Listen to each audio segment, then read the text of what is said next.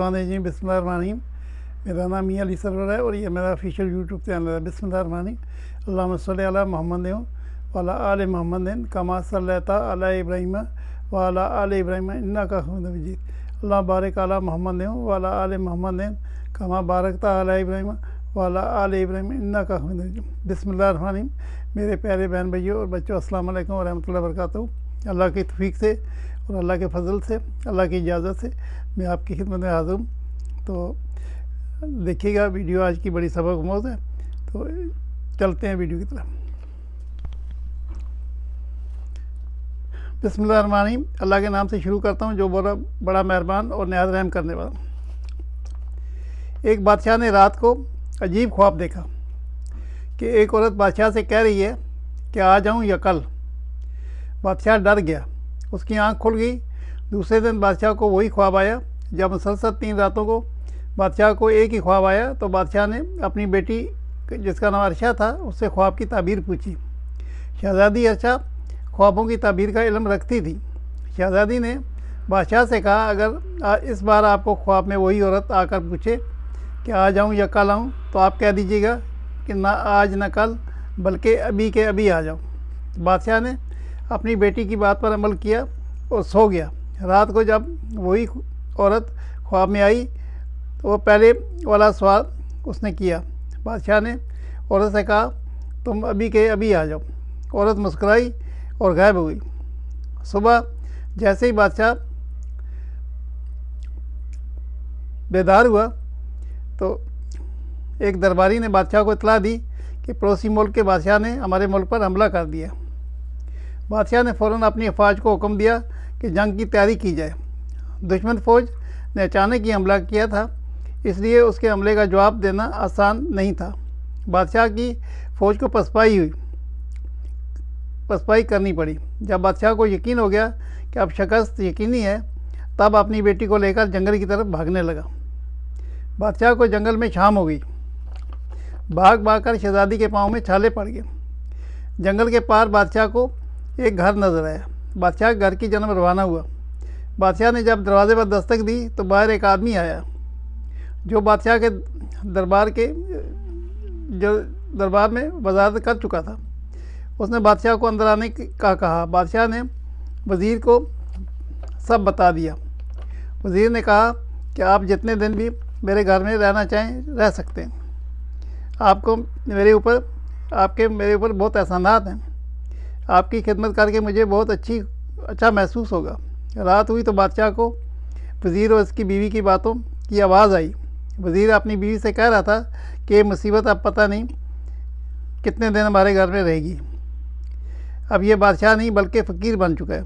बादशाह ने जब वज़ीर की ये बात सुनी तो उसे बहुत अफसोस हुआ और सुबह होते ही शहज़ादी को साथ लेके वज़ीर के घर से रवाना हो गया। वज़ीर ने रोकना चाहा तो बादशाह ने कहा, मैं आपकी मेहमान नवाज़ी से बहुत मुतासर हुआ हूँ, अब मज़ीद आपको तकलीफ़ नहीं देना चाहता। बादशाह आगे बढ़ा। सरहद के पार एक छोटी सी रियासत में दाखिल हुआ। इस रियासत के नवाब ने जब बादशाह को देखा तो बहुत खुश हुआ। नवाब बादशाह का पुराना दोस्त था। नवाब को जब हकीकत का पता चला तो उसे महसूस हुआ नवाब बादशाह को अपने घर ले आया। पहली रात नवाब की बीवी मर गई, जिसे एक बीमारी लग गई।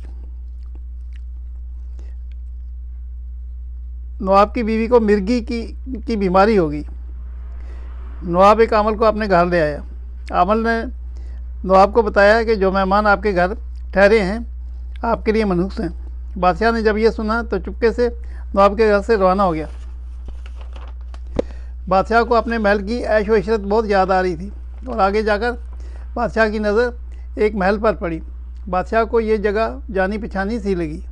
अचानक बादशाह को याद आया कि ये तो मेरे दामाद का घर है, जहाँ बादशाह ने अपनी बड़ी बेटी की शादी की थी। बेटी ने जब अपने बाप को और बहन को इस हालत में देखा तो बहुत रोई, उनको अंदर ले गई। थका हारा बादशाह जब सोने लगा तो उसकी नज़र छत पर लगे हुए एक सोने के फानूस पर पड़ी। गौर से देखा तो फानूस को एक दीमक नुमा कीड़ा चाट रहा है। बादशाह जल्दी से उठकर बैठ गया कि कहीं फानूस मेरे ऊपर ही ना गिर जाए। दीवारों पर गौर किया तो उधर भी कीड़े थे जो कमरे पर हर चीज़ को धीमे की तरह चाट रहे थे। बादशाह ने शहज़ादी अर्शा को बेदार किया। बादशाह ने शहज़ादी से कहा, मैं अपनी नुसरत अपनी बेटी के घर नहीं फैला सकता। तुम इधर ठहर जाओ, मैं कहीं और चला जाऊंगा। मगर शहज़ादी ने कहा, मैं आपको अकेला नहीं छोड़ सकती। दोनों ही आधी रात को वहाँ से रवाना हो गए। सुबह की अजान के वक्त दोनों बाप बेटी एक झोंपड़ी उनको नज़र आई जिसके अंदर से धुआं निकल रहा था। बादशाह झोंपड़ी के अंदर दाखिल हुआ तो एक दरवेश बैठा हुआ था। बादशाह ने दरवेश को सलाम किया तो दरवेश ने कहा, तुमने ख्वाब में आज ही बुलाकर अच्छा किया, अगर कल बुलाते तो मुश्किल में फंस जाते। बादशाह दरवेश की बात सुन के हैरान हुआ। दरवेश ने कहा, तुमने ख्वाब में जो औरत देखी थी वो असल में गर्दिश थी, जो बुरा वक्त देकर पूछती थी कि आ जाऊं या कल आऊं। शहज़ादी अर्शा जानती थी कि बुढ़ापे में अगर आपको कोई आजमाइश आई तो आप बर्दाश्त नहीं कर पाते, इसलिए आपकी बेटी ने आपको मशवरा दिया कि इसे अभी आने का कहो। मगर अब तुम्हारे लिए एक अच्छी खबर है मेरे पास, बुरा वक्त ख़त्म होने वाला है। बादशाह के वज़ीर ने फ़ौज को दोबारा मुतहद किया हुआ है और दुश्मन की फ़ौज पर हमला किया, जिसकी वजह से दुश्मन की फ़ौज पीछे हटने पर मजबूर हो गई। अब वज़ीर आपकी वापसी का इंतज़ार कर रहा है। बादशाह ये सुनकर बहुत खुश हुआ और अल्लाह का शुक्र अदा किया कि मैं मुश्किल वक्त में से मुझे निजात मिल गई। बादशाह और शहज़ादी जब महल पहुँचे तो उनका शानदार इस्तकबाल किया गया। किसी भी मुश्किल घड़ी में अगर सब्र से काम लिया जाए तो अच्छा वक्त भी ज़रूर आता है। मुश्किल वक्त अल्लाह की तरफ से आजमाइश होती है और मुश्किल के बाद आसानी भी ज़रूर होती है। मेरे प्यार बहन भाई और बच्चों, अस्सलाम वालेकुम रहमतुल्लाहि व बरकातहू। ये एक बड़ी सबमौज़ कहानी थी जो मैंने आपको सुनाई और हमें भी हर मुश्किल में सब्र करना चाहिए और अल्लाह से तवक्कुल रखनी चाहिए कि अल्लाह ताला जल्द आसानियों में अता फरमाएगा। सल्लल्लाहु ताला खैर खल्क़ि मोहम्मद व आलिहि सहाबी अजमईन बेरहमतिका या अरहमर राहिमीन। दुआ कीजिएगा अल्लाह मुझे फिर मौका दे और मैं इंशाल्लाह आपकी खिदमत में हाज़िर हूँ और आपके कोई गुज़ारिशात पेश कर सकूँ। तब तक इजाज़त। अल्लाह हाफ़िज़। अस्सलामु अलैकुम व रहमतुल्लाहि व बरकातहू।